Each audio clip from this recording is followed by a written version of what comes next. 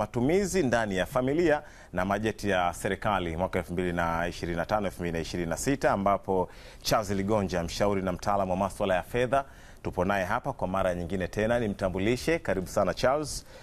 Lakini tunaungana na Victor Kalinga, yeye ni baba wa familia na mtatueleza kwa kwenye familia mipango inakuwaje. Sindio? Lakini Janet Mawinza yupo hapa, ambaye ni mama wa familia. Watatueleza ni namna gani kwenye familia huko wanapanga bajeti, ama sasa hivi kama kwa kula pengine vitumbua viwili na chai za wiki moja. Ama ni namna gani? Kwa hiyo tutazungumza hapa kwa kiasi. Sawa kabisa. Bila ya kusahau kwamba wewe mtazamaji pia ni mdau wetu mkubwa sana katika hili.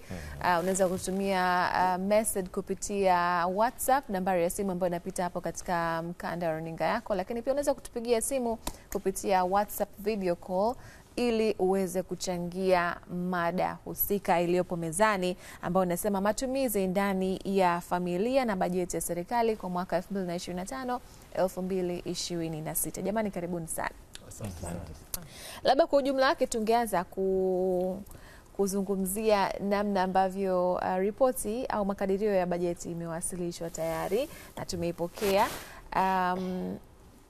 Kwa namna yake tuone kila mmoja imemgusa na kumathiri kwa namna ipi. Sasa kwa Charles Ligonja, mshauri na mtaalamu wa masuala ya fedha, tuanze kwake, lakini pia tuone kuna namna pia mama baba pia itakuwa imemgusa. Sawa.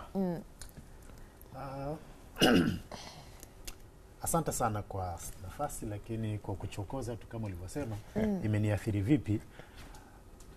Kuna mabadiliko ambayo yatakuwepo kwenye maeneo mbalimbali, kwa maana kwamba tumeona kuna gharama ambazo zimeongezeka kidogo, lakini kuna zingine zimepungua. Na ukijaribu kuangalia, kwa mfano watu kama mabodaboda, bajaji wameguswa, mamalisha wameguswa, kuna gharama ambavyo vimepungua.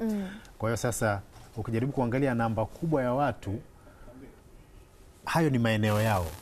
Kwa hiyo wakipunguza, manake kuna namna kidogo unakuta kuna nafuu. Lakini kwenye huo unafuu sasa inategemea huyo mtu anauchukuliaje. Yaani kuna mwingine akishaona kuna gharama sehemu fulani, basi tayari anapata ile wasiwasi kwamba je, nitamudu? Lakini tumeona miaka iliyopita amemudu, mwaka uliofuata tena amemudu, na sasa hivi tena tunaenda kwenye mpya, atamudu gharama za maisha za kila siku. Sawa, kunaweza kuwa na mkwamo hapa na pale.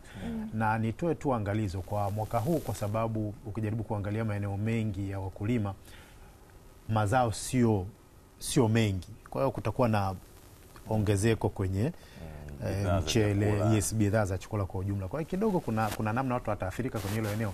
Lakini yote kwa yote ni kujipanga tu, kwa sababu tunapoongelea budget tunaongelea makisio ya mapato na matumizi. Kwa hiyo kila mtu anajua, kama wewe ni wa mwisho wa mwezi unajua okay, mimi kiasi changu ni hiki, nitakipangiliaje, kwa maana ya gharama mbalimbali, ulipe maji, ulipe umeme, watoto waende shule, ulipe pango na kadhalika. Kwa hiyo mtu atajipanga hapo. Na kwenye eneo hilo sasa, tukichukulia hao ambao ni wafanyakazi, anajua mwisho wa mwezi utapatikana. Kuna wengine pia mwezi wa 7 inawezekana mshahara ukaongezeka. Sasa hii kuna wengine huwa inawaathiri kwamba kwa sababu nimeongezwa 100,000, basi nataka nipande na mimi niende maisha ya 100,000. Je, unasogea au unarudi nyuma? Kwa sababu kama wewe ulikuwa unakula chakula cha 3,000 kikaenda 3,500, lakini kwa sababu umeongezwa 100,000 unaenda kula cha 5,000, lazima sehemu moja utakwama. Kwa hiyo unaweza ukabaki na maisha yako yale, lakini ukaangalia kwenye maendeleo, kwa maana ya uwekezaji, uongeze nguvu kuliko kuongeza gharama za maisha kwenye luxuries. Haikusaidii sana. Sawa. Yes. Sasa tuangalie kwa upande wa familia Betty, si ndio?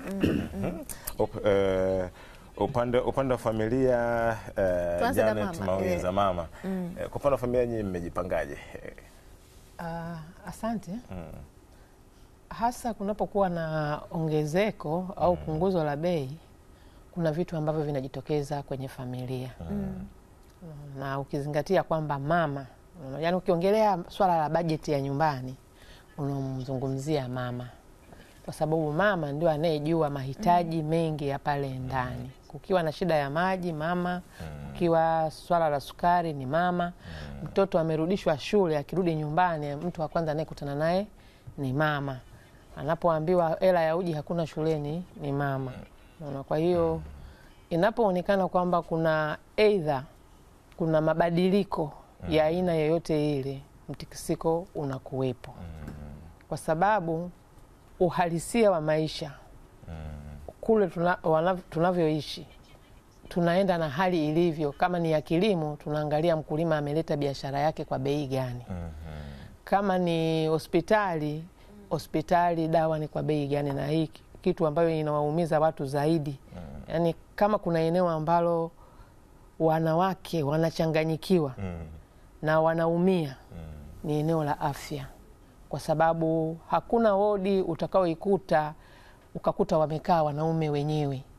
Yani iwe wodi ya watoto yupo mwanamke, iwe wodi ya wanawake yupo mwanamke, iwe wodi ya wazazi yupo mwanamke, iwe wodi ya wanaume mwanamke ndio yuko kule. Na yeye ndio mbeba kila kitu ambacho kiko pale. Kwa hiyo yeye ndio mwenye maumivu makubwa. Kwa hiyo kutokana na hali hii inaonekana kabisa mapema kwamba wanawake wanaenda kuathirika zaidi kutokana na hali hii ya maisha ambayo tunaenda kukutana nayo kutokana na bajeti hii ambayo ipo. Kwa sababu aanze nyumbani afikirie vitumbua, kwa sababu kutakuwepo na kupanda nauli hapa katikati. Kwa sababu ukishataja tu kuna mshahara unaongezeka, basi tayari wenye vyombo vya usafiri lazima afikiri kupandisha nauli. Ukishataja tu kwamba eti kuna punguzo la aina fulani, basi wafanyabiashara kwanza lazima waanze kufungia biashara zao. Yani kukiwa na punguzo wafanyabiashara wanafungia biashara, na kukiwa na ongezeko wale wenye vyombo vya kutoa huduma wanapandisha. Kwa hiyo bado changamoto kwenye familia inaendelea kubaki pale pale. Bei ya kitumbua badala ya kula vitatu tutarudi kula viwili, na au makimoja watu wawili, au kwenye sukari ambapo tulikuwa tunakunywa uji, wengine watabadilisha kutoka kwenye uji tunarudi kwenye kunywa uji na chumvi, ule mtindo ambao tumetoka nao zamani. Beti atakayewahi kupita jikoni ndio amebahatika kula siku hii. Kwa hiyo sawa, tuende kwa Victor Kalinga. Labda wewe kama baba wa familia, baba ambaye sasa tunamtegemea nyumbani atuletee, inawezekana mke akawa anapata, mama akawa anapata, lakini baba ndiye ambaye tunamtegemea ahudumie familia. Kwa upande wako bajeti hii imekugusa kwa namna ipi? Kwa upande wangu bajeti imenigusa kwa kiwango kikubwa. Tukiongelea kwenye ngazi ya familia, ukiangalia vipaumbele vikubwa ambavyo vipo kwenye ile budget, kwa maana ya swala la kupunguza madeni, swala la mishahara, swala la ukiachilia mbali masuala ya demokrasia na uchaguzi, kuna swala la elimu, kwa maana kuwekeza katika elimu ya kisasa, lakini kuna swala la afya na utekelezaji wa miundombinu. Sasa kwenye familia huku ndipo ambapo tunatengeneza watu wa kuja kuvifanya hivyo vitu baadaye. Kwa maana kwenye elimu wakiandaliwa vyema, ina maana hao ndio watakao kuja kuitumia vyema miundombinu ambayo inafanyaje, inaimarishwa. Vivyo hivyo huku tukiimarisha kwenye eneo la demokrasia, uchaguzi, ndipo ambapo tutatengeneza viongozi kwa kupitia viongozi ambao tunawapata sasa. Kwa maana hiyo, mimi katika eneo la familia, athari chanya ninayoiona kupitia hii bajeti ni kwamba kama limeguswa eneo la elimu na uwekezaji unakwenda kufanywa katika eneo la elimu, vivyo hivyo katika eneo la miundombinu, na maana ninakuwa nina amani kwamba mwanangu anakwenda kupata kitu ambacho atakwenda kukitumia mbeleni pasina kutegemea iwe kuna ajira au hakuna ajira. Sasa maana miundombinu ikiwa vizuri, na maana hata fursa za kibiashara zinakuwa ziko vizuri, kazi zinaongezeka, lakini pia mipaka ya nchi inafunguka. Kwa hiyo kwa upande wangu naona budget kwa huu mwaka inakwenda kutengeneza njia ambayo inakuwa ni nzuri kwa ajili ya vizazi ambavyo sisi ndio tunavikuza kwa ajili ya kesho yao. Ndio. Hakika. Sawa kabisa. Charles, labda tuje kwako. Kuna ile hali ya kwamba tunasema mwingine inawezekana hafuatilii bajeti, sasa hivi ripoti makadirio yametoka na anasikia tu kwamba bajeti, masuala ya bajeti huku na kule, lakini baadaye ambapo anakuja kuona kitu kimepanda bei ndipo anaanza kustuka na kuanza kuona mbona kama vile mambo yamepanda, hatujui nini hapa. Mtu kama huyu tunadili naye vipi? Maana kiuhalisia wakati huu tunajadili swala la bajeti anakuwa hajihusishi, lakini akienda dukani au akienda kufanya manunuzi aina fulani anasema mbona jambo fulani limepanda bei. Kivipi? Serikali mbona haitujali? Unajua vitu kama hivi. Moja ya tatizo kubwa ambalo tunalo ni kutofuatilia vitu vya msingi. Ukijaribu kuangalia mtu, tukiingia hata kwenye social media, kurasa ambazo unakuta zina followers wengi ni zile ambazo zina mambo hayako serious, ndio. Kwa hiyo ndio jamii ambayo tunayo. Kwa hiyo sasa atakuja kukutana na hiyo hali, kwa maana kwamba kitu fulani kimepanda bei, anaenda kwenye daladala anakuta kuna nyongeza fulani ya nauli, anaenda mkoani kwa anakuta kuna nyongeza. Mwisho wa siku, kwa lugha ya mtani tunasema pambana na hali yako, kwa sababu nafasi ya kufuatilia sio kwamba anayo, lakini yeye amejipa kufuatilia vitu vingine. Hivyo vitu ambavyo ni vya msingi sana kwa ajili ya maendeleo yake binafsi ameviweka kando. Kwa hiyo akija kukutana na hiyo hali, kilichopo ni kujaribu kuangalia sasa huyo mtu anaendeleaje kwenda mbele, kwa maana kwamba kama sasa siweze kumudu kutumia Bolt, basi atatumia usafiri wa umma. Adjust yeye mwenyewe kidogo kidogo mpaka mwisho wa siku aweze kurudi vizuri, kwa sababu na kuzoea pia ni hali, kwa sababu ukilalamika hamna kitu unaenda kubadilisha. Yani kulalamika hakujawahi kubadilisha kitu chochote, isipokuwa ni kutafuta namna sasa ya kuona ni kwa namna gani kwa hii hali ambayo nimeshakutana nayo mimi naweza kusonga mbele. Kama ni mfanya biashara, upambane sasa uongeze mauzo hayo makubwa. Kama wewe ni mfanyakazi, usiishie tu kwamba kwa sababu naenda kazini narudi mwisho wa mwezi nitapata. Lazima pia ajiongeze kwamba je, naweza nikafanya nini kingine. Mimi kuna watu ambao nawasimamia kwenye eneo la personal finance, mtu anakuambia sioni mshahara ukikutana. Lakini huyo mtu anatoka kazini saa 9 au saa 10. Ana saa kadhaa hapa ambazo anaweza akafanya kitu. Kwa hiyo kwa wanaume cha ziada. Kwa wanaume wanamwambia bwana, weka degree yako pale, weka udaktari wako pale. Kama unaona bodaboda inaweza kukulipa na uwezo wa kununua nunua, ingia barabarani. Saa 11 umetoka mpaka saa 4 kwa mfano jiji la Dar es Salaam. Ukose 10,000, 15,000 itaongeza kwenye kipato chako. Haya, mwanamke kama eneo tayari mnalo kubwa, maana yake jaribu kuangalia, je, naweza nikafuga? Lengo ni nini? Kwenye ile tunayoipata tuwe na nyongeza. Nafikiri mama ni shahidi, kwa maana kwamba kama una uhakika wa shilingi 2,000, 3,000 kila siku, mambo yanaenda vizuri tu. Lakini wewe unasubiri mwisho wa mwezi, mpaka mwisho wa mwezi wanasema paycheck to paycheck, lazima mambo yataendelea kuwa magumu siku hadi siku. Okay. Sasa unajua ukiangalia kuna baadhi ya bidhaa zimeongezwa kodi kidogo, ukienda kwenye sausage, crips zile na baadhi ya bidhaa za namna hiyo. Sasa na ni vitu ambavyo vinatumika sana kwenye familia. Kwa hiyo kama ufuatilii kama ambao umezungumza Charles, maana yake unaweza ukaenda ukashangaa ukiwa dukani. Sasa inawezekana kwenye hii bajeti ambayo tayari ipo mezani kwa bajeti ya mwaka ujao, inauhalisia kiasi gani kwenye maisha ya Watanzania? Karibu sana.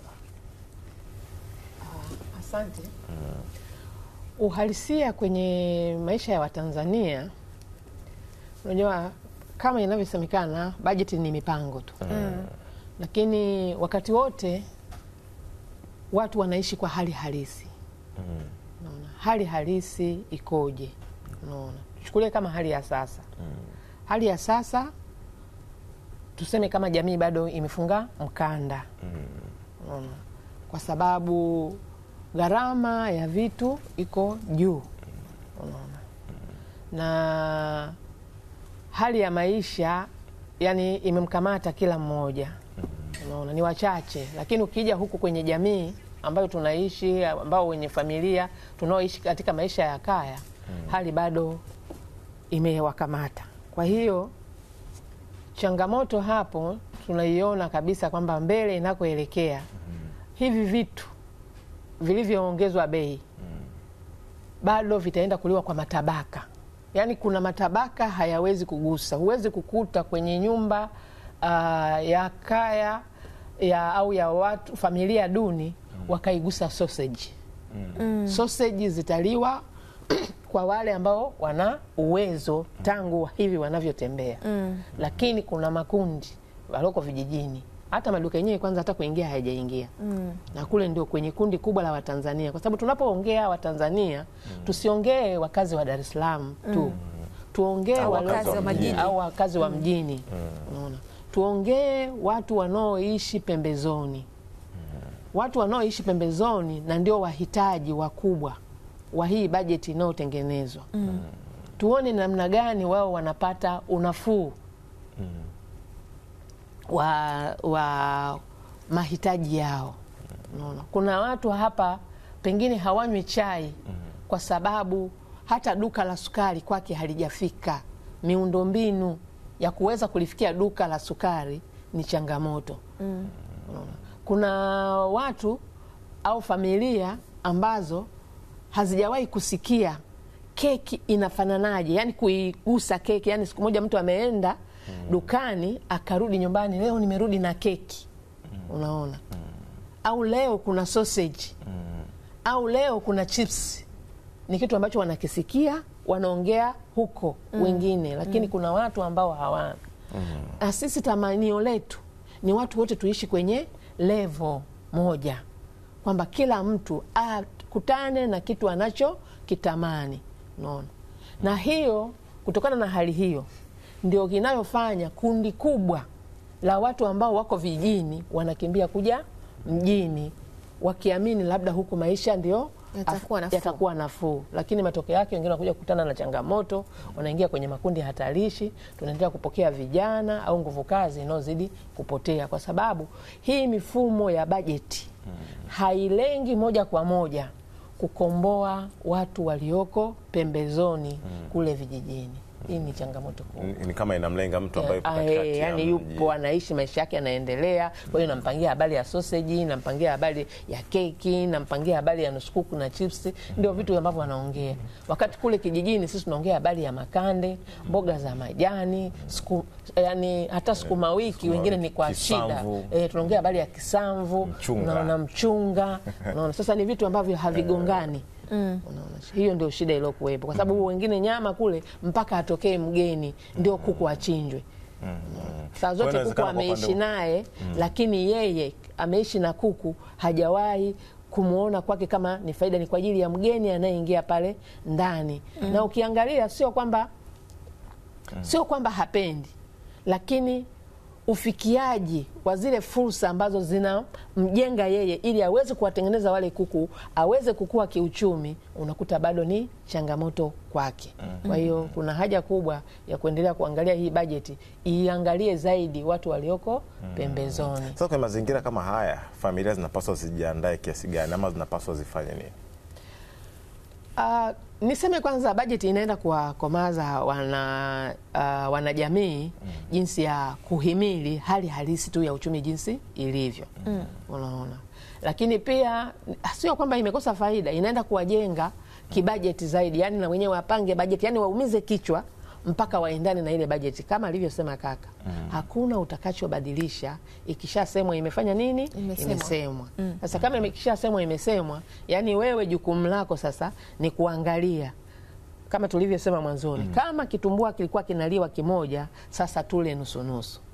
Kama mwanafunzi alikuwa anapewa shilingi 300 kwenda shule, sasa apewe shilingi 100 au 200 ili aweze kufika hapo shuleni. Hicho ndio kitakachoweza kujitokeza mbele ya safari. Sawa kabisa. Victor, tunarudi kwako kwa sababu wewe ni baba ambaye tunamtegemea nyumbani. Bajeti, mama atapanga bajeti, ni sawa, lakini wewe kulingana na kipato ambacho unapata ndipo utaenda kumpatia mama, na mama ndo atajitahidi sasa apanga bajeti. Kama Janet alivyozungumza pale, kama mama ndo anayeumia, lakini pia nawe unaumia kwa kiasi kikubwa sana kwa sababu unatuletea nyumbani. Labda nafasi ya baba, anajiamini au wewe unajiamini kiasi gani katika kuhudumia familia ukilinganisha na bajeti ambayo imewasilishwa? Nitamnukuu, kuna msanii mmoja maarufu wa muziki wa kizazi kipya anaitwa George Mdem, maarufu kama Jinako. Anasema kwenye moja ya nyimbo zake, anasema mambo yakibadilika kuwa magumu, tunabadilika pia kuwa wagumu. Mimi kama baba ambaye ni kichwa cha familia, si ndio? Ukisoma budget kwenye malengo yale makuu, kwamba serikali imelenga pia kutoka katika ile utegemezi na usaidizi, kwa maana kutegemea ufadhili kwa kiasi kikubwa na kutegemea misaada kwa kiasi kikubwa. Angalau tuitegemee bajeti yetu kwa asilimia zaidi ya 70. Sawa sawa. Sasa ukichukua lengo hilo ambalo ni lengo kuu katika bajeti ambayo imeshaanza au imeshapitishwa, ukaleta kwenye familia, ina maana unakuwa kama unauhisha ule mfumo, kwa sababu tunapoiongelea leo ina maana tunaamua leo, tunaiamulia kesho kupitia leo. Sasa mimi kama baba ambaye ninapambana kwa ajili ya familia yangu, Ina maana pia mimi napaswa niue mfumo wa utegemezi, kwa maana nisibaki tu kwenye nafasi ya mimi ndio mtafutaji na mimi ndio mwenye kukileta nyumbani, bali pia ule utafutaji au ile shauku au ule upambanaji pia ni urithishe ndani ya familia. Isibaki tu kwamba mama ndiye mpanga budget, mama ndiye mpanga matumizi, mama ndiye mwendeshaji wa familia. Hapana.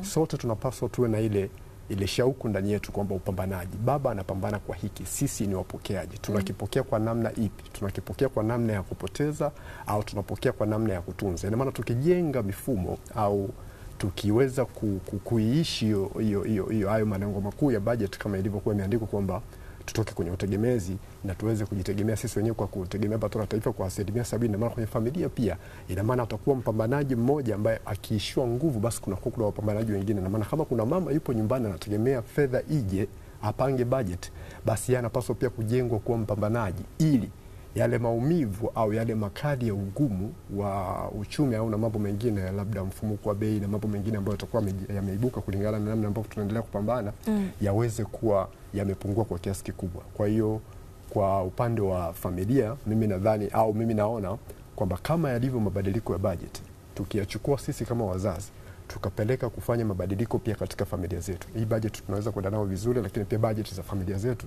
tunaweza kwenda nazo vizuri pia. Sawa kabisa, nikushukuru sana Victor. Sasa tusome maoni kutoka kwako mdau wetu mtazamaji, ambapo unasema hello weekend, matumizi ndani ya familia na bajeti kizungumkuti sana, haswa sisi kwa walala hoi. Hamisi mpige picha kutoka Ndanda, asante sana. Hassan Abdalla Hassan wa mjini Kati Moshi Tanzania anasema kwa kweli kwenye maisha ninayoishi mimi sipati picha kwamba matumizi yangu yanahusiana na hizi bajeti za nchi yetu, kwani mimi nina nchi hii, wanachoamua hao wenye mamlaka huwa kinaumiza wananchi wa kawaida kama mimi. Ninaamini nilalamike wa Tanzania, analalamika kwa ajili ya Watanzania walio wengi na wamekubali, bora liende. Odex Marini wa Kilimahewa Big Bite anasema sisi wajasiriamali tunapambana kila siku, hivyo bajeti yetu ni nguvu zetu, na watakia siku njema. Bajeti iko poa sana, japo haiwezi kumgusa kila mtu kimanufaa. Kinachotakiwa ni kufanya matumizi kwa kuzingatia mfuko wako. Huyu ni Halidi Kachuru kutoka Korogwe, Tanga. Anasema hello weekend, matumizi ya familia yanapaswa kuendana na bajeti ya serikali. Hii ni kulingana na watu wangapi wapo na mahitaji yao. Gharama za maisha zinaendana na uhalisia. Anasema hivi, Beti, mwezi ujao utanigawia kidogo. Tajitahidi, sijui tutazungumza au vipi. Huyu ni Mwalimu Severini Jeremia kutoka Muleba. Lakini kuna simu kutoka Morogoro bila shaka.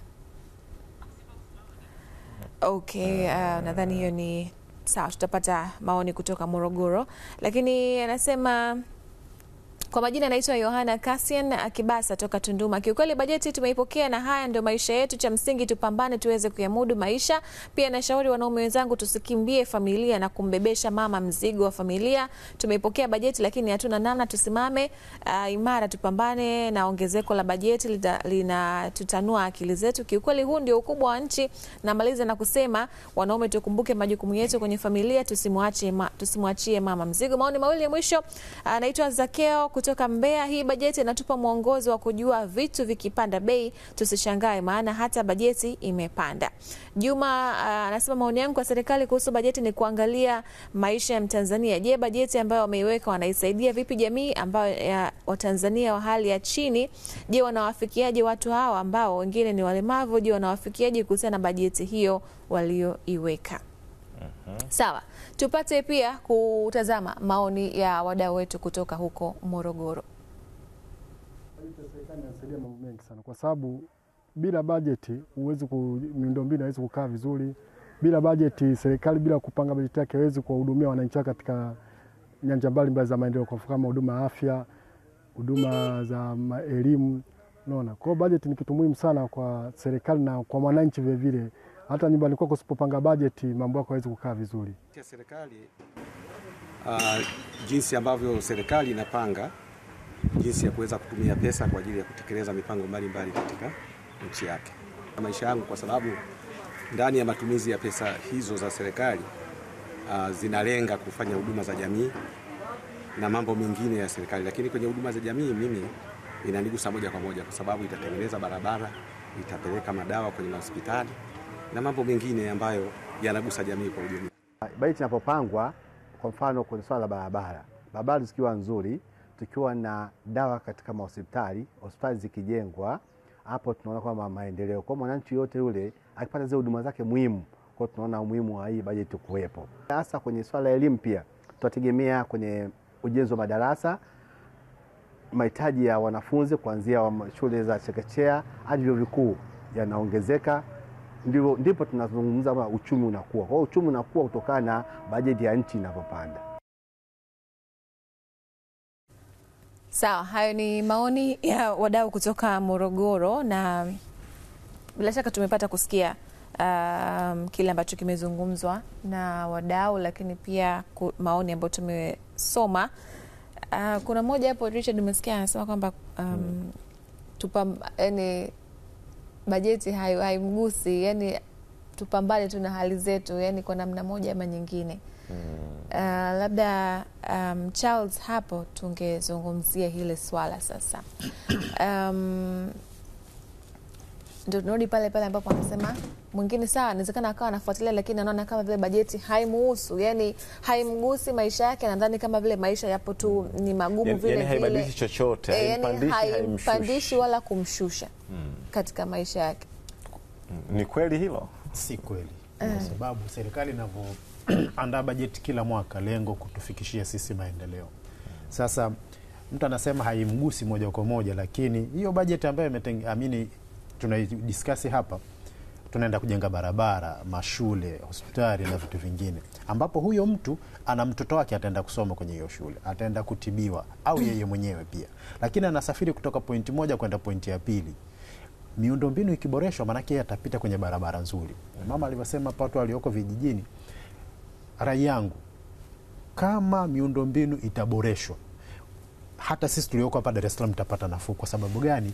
Utasafirisha mahindi, utasafirisha mpunga kutoka Malinyi huko kuleta Dar es Salaam kwa gharama nafuu. Lakini kama barabara mbovu, manake hata mwenye gari anayepeleka kule lazima atachaji kikubwa ili aweze kutengeneza faida. Kama amechajiwa kikubwa, yule mwenye bidhaa atakapoleta mchele Dar es Salaam kaufikisha Tandale, lazima bei itachangamka. Na sasa hivi tuko kwenye msimu wa mavuno, mtumiaji wa mwisho ndio ataathirika. Ukijaribu kuangalia sasa hivi tuko kwenye mfumo wa mavuno, lakini bei bado ziko juu sana. Kaguse mchele leo 2600, 2800, mzuri 3000, si ndio? Kipindi hiki, je, tukifika mwezi wa 9? Kwa hiyo kama mtu anasema haguswi, maana yake mwezi wa 9 atakimbia, kwa sababu inawezekana tukafika shilingi 5000 kilo moja. Kaguse maharage leo, bei imechangamka sana. Kwa hiyo ni kuiomba tu serikali kwamba zile pesa ambazo zimepangwa kwenye miundombinu ziende zikafanye kazi inavyotakiwa kufanywa. Yani kila yule ambaye anapewa jukumu aone kabisa kwamba mimi ninawajibika kuwasaidia Watanzania wenzangu, kupunguza ule ugumu ambao anakutana nao, na kwa kufanya hivyo basi tutaona kabisa vitu vingi vikisonga mbele. Yes. Vyanzo vyako vya mapato ni vile vile, lakini ukichungulia kwenye bajeti unaona kama unaenda kwenye mwaka pengine wa kukaza mkanda. Anapaswa afanye nini? Nilizungumze tena. Tuwe na malengo kwanza. Watu tusiishi kwamba unaishishi tu unaenda. Tuwe na malengo. Unajua kipato changu kama ni yule wa mshahara 700,000. Lakini 700,000 mimi sitoboi. Sawa? Usibaki kulalamika. Angalia, je, hii 700,000 mimi naweza nikafanyaje angalau nipate hata 50,000 ya nyongeza. Kwa kufanya hivyo kuna vitu yani kwa mfano bili ya umeme, ya maji ikalipwa na hizo side hustle. Umeuza nyanya, umefanya bodaboda, umefanya nini, inasaidia sana.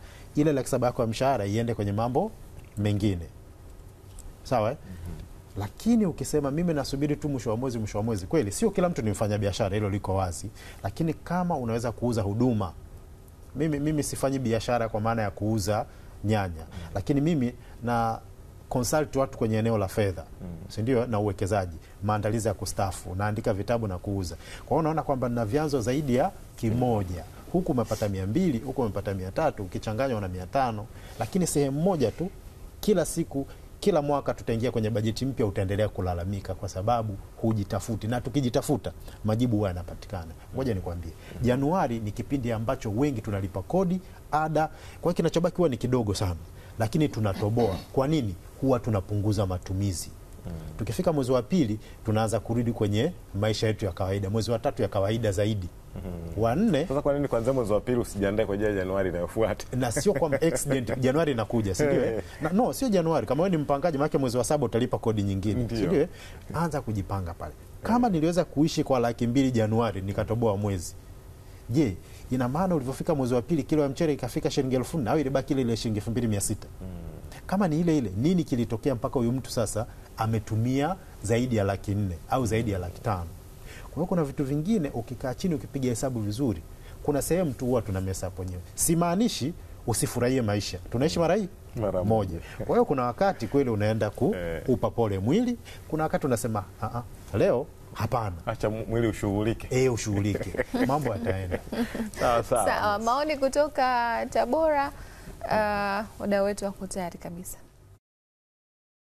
Mimi naitwa Mrisho Mgawe Abdulazizi. Binafsi naelewa bajeti ya serikali ni makadirio ya makusanyo ya serikali dhidi ya matumizi. Kwa hiyo serikali inakuwa imeweka makadirio kwamba tutakusanya kiwango gani, na fedha hizo zitapokusanywa basi zielekezwe wapi. Kuna matumizi yale ya kila siku ya serikali na kuna matumizi ambayo yanalenga maendeleo kama ujenzi wa miundombinu, kupeleka elimu, kupeleka madawa, kuhakikisha kwamba wananchi wanapata maji, umeme na kadhalika. Haya ni mambo ambayo naamini serikali inatumia pesa ambazo imezikusanya, na ndio maana inatenga bajeti kwamba kwa mwaka huu tunatarajia tutakusanya hiki na matumizi yetu ni haya, na kwa nini tunatumia. Kwa kila matumizi ya serikali yanapopangwa zinakuwepo sababu za msingi za matumizi hayo. Naweza nikajibu swali hilo kwa muktadha huo. Kwa namna ambavyo unaona swala zima la bajeti, unadhani inagusa maisha yako moja kwa moja? Maisha yanaguswa moja kwa moja kwa sababu serikali inapopanga bajeti labda inaweza ikawa katika makadirio ya mwaka huu labda tunasema tutatumia trilioni 27, lakini ikaweka kwenye maji tutapeleka kiwango fulani ambao kimsingi anamgusa mwananchi moja kwa moja. Shule tutapeleka kwenye upande wa elimu tutapeleka kiwango gani, upande wa afya tutapeleka kiwango gani, barabara kiwango gani, sekta ya kilimo kiwango gani. Sasa kwa namna gani inamgusa mwananchi ni kwa sababu inategemea yupo kwenye sekta gani. Mfano, kuna huyu yupo kwenye kilimo, maana yake serikali imepeleka fedha kwa ajili ya ruzuku ya mbolea, atapata. Serikali imepeleka fedha kwa ajili ya maboresho ya barabara, maana yake mazao yake yatatoka vizuri shambani na kwenda mahala ambako kuna uhitaji. Kwa hiyo bajeti kimsingi inamgusa kila mwananchi katika kila eneo ambalo yupo, inategemea tu yupo kwenye sekta gani. Kwa majina yangu mimi naitwa Sabala Agustino, ni mkazi wa manispaa ya Tabora. Kimsingi niseme tunapozungumza bajeti ndio msingi mzima wa namna ya kuendesha taratibu za kimaisha au za serikali. Uelewa wangu kuhusu bajeti, tunasema bajeti ni mpango kazi mzima ambao unatuongoza katika kipindi fulani ambacho tumekusudia katika maisha yetu ya kila siku au katika taasisi au katika serikali. Na pengine bajeti ya serikali kwako wewe inagusa kwa namna gani maisha yako? Kimsingi niseme kwa mimi binafsi bajeti ya serikali inagusa sehemu kubwa ya maisha yangu, kwa maana sisi wote tuliomo ndani ya nchi ya Tanzania ni mali ya serikali ya Jamhuri ya Muungano wa Tanzania. Kwa kuna mahitaji kama wananchi ambao tunayahitaji ambao serikali ndio inapaswa kututimizia. Ili serikali tutimizie lazima itenge bajeti. Na ikishatenga bajeti itatimiza katika mipango ambayo imejiwekea. Kuna mpango wa awamu ya kwanza, mpango wa awamu ya pili, mpango wa awamu ya tatu na mpango wa awamu ya 4. Na utaangalia imekwenda kugusa katika idara ya afya. Sisi kama wananchi tunahitaji afya, serikali itapeleka madawa, serikali itapeleka vifaa tiba mbalimbali katika hospitali zetu na zahanati zetu, lakini pia vile miundombinu ya barabara, miundombinu ya maji. Kwa bila bajeti serikali haiwezi kunigusa mimi. Lakini kwa sababu inatenga bajeti lazima itanigusa mimi. Ninapotoka kwangu mpaka nifike katika majukumu yangu ya kila siku, serikali imenitengenezea miundombinu ya kuhakikisha mimi ninakwenda. Na hiyo miundombinu inatengenezwa kwa kutoka na sosi gani? Chanzo ni kuandaa budget, then inatengeneza miundombinu ya kumrahisishia mwananchi mmoja mmoja ili aweze kufika katika maeneo yake ya kujipatia kipato au katika huduma za msingi za kijamii ambazo zinamzunguka yeye. Budget ni fungu ambalo linatengwa kwa ajili ya kuweza kuendesha nchi. Ina maana kwamba budget ndio inayosababisha serikali iendeshe mambo yake mbalimbali kupitia fungu hilo ambalo limetengwa. Mimi kama Mtanzania, ukiangalia mwaka huu budget ni zaidi ya trilioni 50, ambapo sasa kwa hali halisi mpaka sasa hivi ina maana serikali ya Muungano wa Tanzania ina maana imejitahidi sana kufikia hapo, na sisi tuseme kuanzia wafanyakazi na wadau mbalimbali, wajasiriamali, wafanyabiashara, cha kwanza kama mimi kama mfanyakazi wa nchi, ina maana tayari bajeti hii itasaidia vile vile. Ukija kuangalia kuna ongezeko la mshahara, kima cha chini cha mshahara ambao itagusa kila mtu. Kwa hiyo inatanua uwanda upande wangu kwa ajili ya kuweza kukizi mahitaji ambayo nilikuwa siwezi kuyakizi hapo awali. Mimi kama mwananchi wa kawaida, cha kwanza tunaangalia uchumi wa mmoja mmoja. Uchumi wa mtu mmoja mmoja unaleta uchumi wa eneo husika, unaeleza uchumi wa nchi kwa ujumla. Sasa kwa bajeti kwa ujumla imemgusa kila mwananchi. Tumesikia upande wa wakulima pameguswa, wafanyakazi pameguswa, wafanyabiashara wakubwa na wadogo pameguswa, kwa maana ya kwamba bajeti imeongezeka kwa kila sekta. Nini cha kufanya kama sisi wananchi wa kawaida? Maana yake ni kwenda kwenye utekelezaji wa shughuli mbalimbali za kiuchumi ili kuweza kuinua uchumi wa taifa letu. Utekelezaji ni jambo la msingi na liko chini ya usimamizi wa serikali, kuanzia serikali za mitaa hadi serikali kuu. Kwa pamoja viongozi kama watasimama kutekeleza jambo hili, hakika mafanikio yataonekana kwa vitendo na maendeleo tutayaona sisi wenyewe, kwa vile tayari bajeti imeshaelekeza nini cha kufanya. Bajeti ndio njia, ndio mwongozo na ndio inatoa dira ya maisha yajayo katika mwaka wa fedha ujao utakuwaje. Kupitia bajeti inanisaidia kuscan na kufahamu kwamba je, kodi zitakuwaje? Yaani kwa mfano waziri anakuambia tumepunguza kodi. Nimesikia kati ya vitu ambavyo vimepunguzwa pamoja na kodi ya usajili wa vyombo vya moto. Kenda sijui kwenye mabajaji, magari kutoka 270,000 huko zinakuja mpaka 120,000, kutoka 350,000 zinarudi. Kwa hiyo hii inaonyesha kabisa kwamba kutokana na bajeti ndipo ambapo maisha ya Mtanzania yanaonesha njia kwamba je, nakwenda kumiliki usafiri? Nikimiliki nitaweza kuumudu na itakuwa kwa namna gani? Yanakwenda kwenye huduma zingine za kijamii, mfano kuhakikisha sera za nchi zinakamilika. Mfano mama amekuwa ni mtu ambaye anasimama sana mtu ndo mwanamke. Sasa kumtoa ndoo mwanamke manake ni kupatikana maji. Kupatikana maji manake kuwa na miundombinu. Miundombinu ni kama vile mabomba, visima virefu vyenye uhakika upatikanaji wa maji. Utapataje bila kuwa na mtaji wa fedha? Fedha inatoka wapi? Manake nchi lazima ikusanye. Unajuaje makusanyo hayo? Ni baada ya kupitia budget. Budget ndio inakupa ile taswira. So budget ndio maisha, maisha ndio budget, budget ndio mwananchi, mwananchi ndio budget. Kwangu mimi najisikia fahari sana kufahamu budget ya nchi yangu na huwa naifuatilia. Sawa sawa, hayo ni maoni ya wadau wetu kutoka Tabora pamoja na Singida kuhusiana na bajeti ya serikali kwa mwaka 2025-2026, na tunaendelea kuwepo hapa ndani ya Hello Weekend tukijadili bajeti katika familia zetu. Sawa kabisa jamani, tumepata kusikia maoni ya wenzetu Richard. Maoni kutoka kwa wadau mbalimbali, kila mmoja akiwa na mtazamo wake tofauti. Wengine wakikiri kwamba bajeti ndio inaamua wapite kwenye njia gani. Lakini wengine kama hawana utayari huo yani kwamba wakufuata bajeti na waelekeza wapite kwenye njia gani. Mmejipangaje kama familia? Asante. Tunapokuwa kwenye kipindi hiki cha bajeti kama familia, inabidi lazima kuwa na mipango ya namna ambavyo tunaenda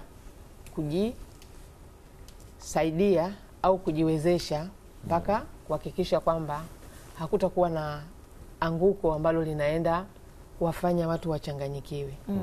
Kwanza vitu vya kwanza ambavyo tunavyofikiria kwanza, yani kwanza ni swala zima la afya. Kwa swala zima la afya ni vyema kuangalia ni namna gani huduma zile zinaweza kupatikana kwa urahisi badala ya kuchanganyikiwa. Kwa hiyo kitu cha kwanza tumefikiria kwanza kuangalia bima, kwa sababu sasa hivi kuna bima ambayo zinawezekana kwa jamii ambazo zinaishi pembezoni. Kwa hiyo kitu cha kwanza unajua mama ametaja kuchanganyikiwa mara mbili. Na tukizungumza bajeti tunazungumza uhalisia wa maisha ya Tanzania kawaida. Kwa nini kuchanganyikiwa? Umetaja mara mbili. Kuchanganyikiwa kupo kwa sababu kama nilivyosema na ninaongea kama mwanamke. Halafu pia aliyepitia sehemu tofauti tofauti na kukutana na hatua tofauti tofauti.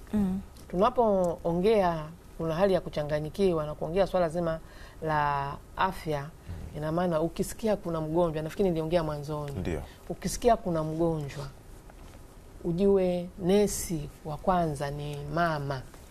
Acha nesi aloko huko hospitali, ni hatua moja. Tuangalie nyumbani. Kuna mgonjwa, awe mwanamke, awe wa kike au awe wa kiume. Nani atakatiza kazi zake au shughuli zake kubaki nyumbani kumwangalia yule mgonjwa endapo yule mgonjwa ni wa muda mrefu? Jua ni mwanamke. Kwa maana uchumi wa mwanamke, kama kuna mgonjwa yuko ndani, jua uchumi wa mwanamke umeteketea zaidi na umesimama hapo. Kwa sababu yeye ndio atakayeangalia yule mgonjwa kuanzia masuala ya chakula, lakini pia huduma zile ambazo vinginevyo angelazwa zingefanyika kule hospitalini. Na lakini bado yeye ndio angekuwa yuko njiani na kikapu. Nenda rudi, nenda rudi. Kwa maana uji chakula hakuna dawa fulani, labda yeye ndio atoe taarifa kwamba jamani dawa hakuna au namna gani inavyokuwa. Kwa hiyo ndio maana nasema kama kuna vitu ambavyo havijakaa sawa sawa, kuchanganyikiwa kupo. Na kwanza kunakochukua kuchanganyikiwa ni kwa mwanamke, kwa sababu yeye ndio mbeba familia. Japo mwanaume anaweza akatafuta, akaleta, akaongeza uchumi wake pale kwa namna moja au nyingine, lakini anayeingia na kutoka na kukutana na hali halisi ni mwanamke. Sawa kabisa. Charles na Victor, tunawategemea sana katika familia. Hata kama amesema itabidi tugawane majukumu lakini tunawategemea kama baba. Kwa kumalizia, tunadumu vipi katika hii bajeti ambayo imewasilishwa? Labda tuanze nawe tuanze na Victor, tutamaliza na Charles. Sawa, kwa kulingana na jinsi bajeti ambavyo ilivyo, lakini pia malengo na mpango ya nchi jinsi ilivyo, hatutabadili sana mtindo wa maisha siku kwa kubadilisha sasa. Mimi kama baba, ikiwa nitaenenda katika njia ya msingi na taratibu, ina maana familia pia itaenenda vipi sasa. Kwa ina maana kitu ambacho ninakisisitiza katika ngazi ya familia kwanza ni kuendelea Victor, sauti yako kidogo ina matatizo, labda tuhamie kwa Charles. Tunaishi vipi katika hii bajeti? Asante. Kikubwa tuangalie tu kwamba bajeti inaenda kupitishwa kama hivyo wiki ijayo. Kwa hiyo ikipitishwa, manake wewe kama mwananchi angalia vitu gani ambavyo umejipanga wewe kama Mtanzania kwa ajili ya familia yako. Kuna mtu kwa sababu anajua kabisa mwezi wa 7 tunaenda kuongeza mshahara, inawezekana anajiwazia hapo kwamba nikachukue fomu nichukue mkopo. Je, kuna ulazima huo? Si ndio? Je, huo mkopo ambao unachukua ni kwa ajili ya shughuli za maendeleo kwenye familia au business as usual? Kwa hiyo tuishi kwenye budget zetu kama familia, kwa maana kwamba kama wewe ni wa 10,000 kwa siku, pesa imeongezeka, unaweza kusema basi naenda kwenye 12,000, lakini usije ukaenda pakubwa sana, mwisho wa siku hata ile nyongeza ambayo umeongezewa kwenye mshahara isionekane. Au kama nimefanya biashara, mauzo yameongezeka, hata tusione kwamba huyu mtu mbona amebadilika. Lazima tuone kinapokuwepo nyongeza, basi na wewe pia unaboreka, hasa kwenye eneo la uwekezaji na maendeleo. Sawa. Victor, pale ulipoishia. Okay. Nitaendelea. Ninachokisisitiza ni kwamba elimu katika ngazi ya familia ni muhimu sana. Haya masuala ya bajeti sisi kama wazazi au sisi kama viongozi wa familia tunayajua. Unaona, na tunaona namna gani tunaweza kuishi nayo, lakini pia sisi kama wazazi na watafutaji na wapambanaji tunapaswa pia kuelimisha familia kwamba kuna mambo yamebadilika, kuna mambo tunapaswa kuyafanya hivi, kuna mambo tunapaswa kuyafanya vile. Kwa hiyo nidhamu ya fedha sisi tunavyojifunza pia tuwafundishe watoto sawa. Misingi ya matumizi ya kifedha sisi tunavyojifunza pia tuwafundishe watoto. Kwa hiyo kitu ambacho sisi tunalo jukumu kubwa sisi kama wazazi au sisi kama wapambanaji ambao tunatafuta mkato wa familia ni pamoja na kuirithisha ile hali ya upambanaji, kuirithisha ile hali ya kimaarifa ili fedha inayoingia katika familia iweze kudumu, kwa sababu anapokuwa na nidhamu ndipo ambapo fedha inadumu. Fedha ikidumu ina maana ndio inaongezeka. Kwa hiyo ili tuweze kuenenda au tuweze kuiishi budget kama jinsi ilivyo au zaidi, au ili tuweze kuendana nao, ni lazima tuweze kujua ni kwa namna gani ambavyo tunaongeza nidhamu katika eneo la kifedha, tunaongeza nidhamu katika matumizi, tunaongeza nidhamu katika vitega uchumi vya kifamilia ambavyo tunavyo, lakini sisi pia kuongeza nidhamu katika shughuli ambazo tunazifanya. Na sawa kabisa. Janet, kwa sekunde 30 tunadumu vipi kama mama wa familia? Asante. Vitu ambavyo vinatufanya tudumu ni namna vile ambavyo tutajipanga upya na kuongeza yale ambayo tulikuwa nayo mwanzoni ili tuweze kuendana na bajeti ambayo ipo. Mama wako na vikoba, basi wasiache kununua hisa zao, lakini kwa wale ambao wanajiendesha kwenye biashara ndogo ndogo, tuendelee kuendesha hizo biashara ndogo ndogo, lakini huku tukitunza kile tunachokipata bila kumaliza matumizi haya kwenye shughuli mbalimbali, ikiwepo sherehe, ikiwepo birthday siku hizi sijui nini. Nafikiri sasa umefika wakati wa kuangalia mbele zaidi ili tuweze kunyanyuka kiuchumi badala ya kuendelea kujididimiza kwa matumizi ambayo hayajazingatiwa. Sawa kabisa. Unataka na mimi niseme nani bet? Kama unalozungumza. Mimi tumezungumza sana kuhusiana na bajeti hii ya serikali kwa mwaka 2025-26 ambapo tunaizungumza makadirio ya trilioni 56.49 ambapo tumezungumza pia kwa upande wa familia kwamba matumizi ya familia na bajeti ya serikali kwa mwaka huo itakuwaje, na tumepata mitazamo mbalimbali hapa kutoka kwa Charles Ligonja ambapo yeye ni mshauri na mtaalamu wa masuala ya fedha, lakini Victor Kalinga ni baba wa familia. Tumepata mtazamo wao akiwakilisha kina baba wote, lakini Janet Mawinza yeye ni mama wa familia. Tumepata pia mtazamo kuhusiana hilo, na tunakamilisha hivyo juu ya mada hii ambayo tumezungumza kwenye Hello Weekend, matumizi ndani ya familia na bajeti ya serikali kwa mwaka 2025-2026. Asante kwa kuchagua Hello Weekend.